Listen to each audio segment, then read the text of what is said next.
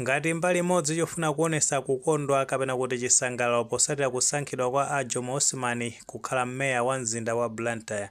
Iwo anakonza phwando limenelo limachitikira ku mzinda wa Blantyre komweko ku maofesi a chipani cha Democratic Progressive Party, ndipo phwando limenelo linachitika pa 16 October 2025 lomwe ndi dzulo limenelo. Ndiye ku phwando limenelo kunali zochitika zosiyanasiyana kuphatikizapo amene wa Jomo Osman anayankhula speech yamphamvu kwambiri. Tateni tione speech imeneyi kumapeto kwake timalizeni nkhani. First, you talked about the struggle for power, which might affect the performance of the DPP. Can you shed more light on that? As one of the people who love DPP and who love Professor Peter Mutharika, I feel bad when I see the leaders of our party fighting for power, fighting for 2030. This is not the time. Malawi has believed in DPP. They want DPP to deliver. They want DPP to bring development. They want DPP to bring change. Instead of doing that, our other leaders are busy campaigning each other, are busy fighting for power. That thing will destroy our party. That thing will not make DPP be back in power come 2030. What should your followers and the follower of DPP expect from you, both as the DPP as the party, but you also as the mayor of Blantyre? People, they want so many things from Jomo. They know Jomo is going to deliver. But all this to be delivered is not about Jomo. It's about us. All people who live in Blantyre, we need to come together and fight our common goal. Our common goal is poverty.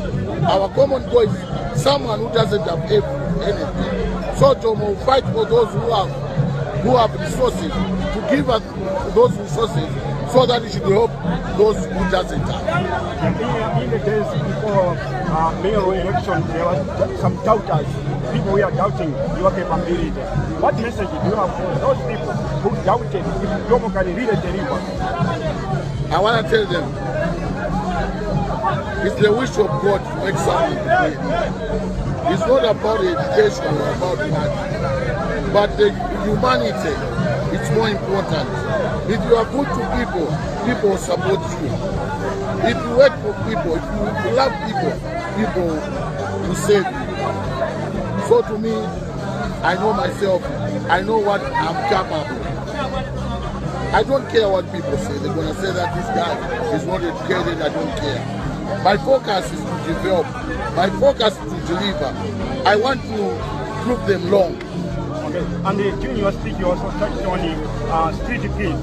And you said you would like to see them out of the streets and have something to do to make them responsible citizens. What plans do you have? I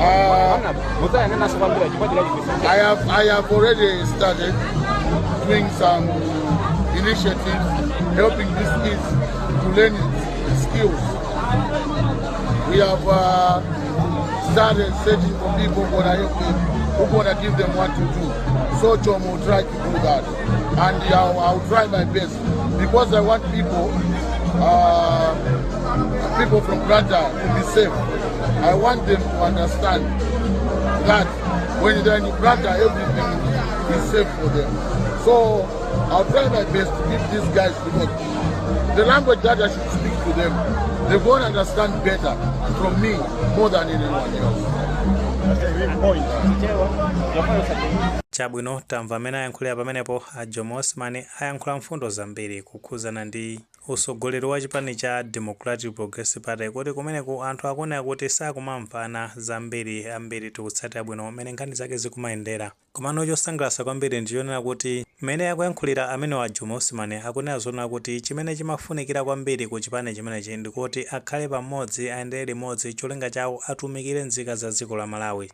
Ngati mene amayankhulira mtsogoleri wa chipani chimenechi a Professor Peter Mutharika, ambiritu tikutsatira bwino kuti ena kumalozedwa chala kumeneko kuti ngakhale anasankhidwa kukhala nduna komano akuchita zinthu zambiri zosokoneza kumeneko. Kumapeza zoti akulemba anthu ambiri achibale kwayika ma state house, ena kumazayankhula kuti akhala ndithu achimwendo banda akumeneko. Komano amene wa Jomo Osman akunena zoti iwo akonzeka kuti atumikire anthu amene awasankha kumene kuti akhale meya wa mzinda umenewu, kono potengera kuti ena akhala akuzuzula kuti amenewa alibe maphunziro owayenera kuti akhale pa udindo umenewu. Komano tamva amene ayankhulira pamenepo kunena zona kuti iwowo akonzeka kupanga proof anthu amene akuyankhula zimenezo kuti atipula pa ground, ndipo zotsatira zakutipula kumeneko anthu aziona. Komanso akupitiriza makakuzuzula ena mwa akuluakulu kumeneko ku chipani chimene cha DPP amene mbuyomu amakhala akunena zona kuti pa udindo umene wa meya akuyenera kuyika anthu amene ali ndi ma qualifications, amene ali ndi mapepala owayenera bwinobwino kuti akhale pa udindo umenewu. Nde ambiri kusatira bwino kuti mbuyomu kunali programu pa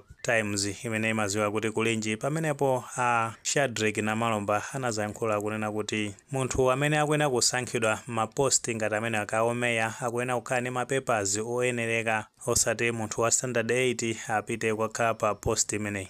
Nde zikuoneka kuti speech imeneyi pena pake sinafikire bwino amene wa Jomo.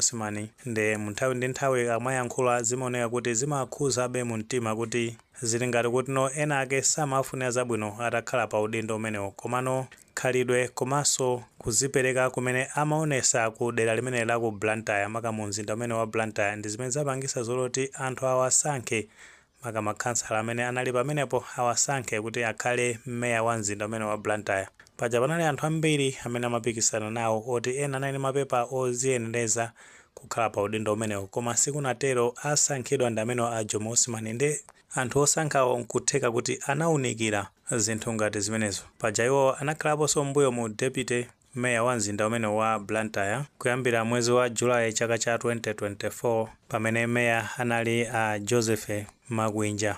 Nkutheka kuti zimene anapanga demonstrate pa nthawi imene anali deputy meya ndi zimene zapangisa kuti anthu awasankhe kumeneko, komanso chikhalidwe ndi zina zotero umene amakhalira ndi anthu kumeneko. Komanso amene ayankhulira pamenepa zikuoneka kuti cholinga chawo ndi chonena kuti onse achipani chimene cha DPP akhale akuyendera limodzi ndi cholinga chofuna kutukula nzika za dziko la Malawi, osati akhale akugawanikana, potero zikhala zovuta kuti dziko la Malawi lipite pasogolo. Nkutheka tumwe ndi maganizo pa nkhani imene pamene tikufotokoza zoti a Jomo amene anasankhidwa kukhala meya wa mzinda wa Blantyre ayankhula speech yamphamvu kwambiri uphwando limene anakonza posatira kuti iwo anasankhidwa kukhala meya wa mzinda wa Blantyre. Ndiye kunali chikondwerero kumeneko. Ngati maganizo amene alipo mutifotokozere comment section, koma molemekeza maganizo anzathu. Saiwale upanga like video imene komanso upanga subscribe channel chimene cha Fox Malawi News 8 ndi chingoti nkhani zambiri zikamachitika ndi kuti zitha kufikirani mosavuta.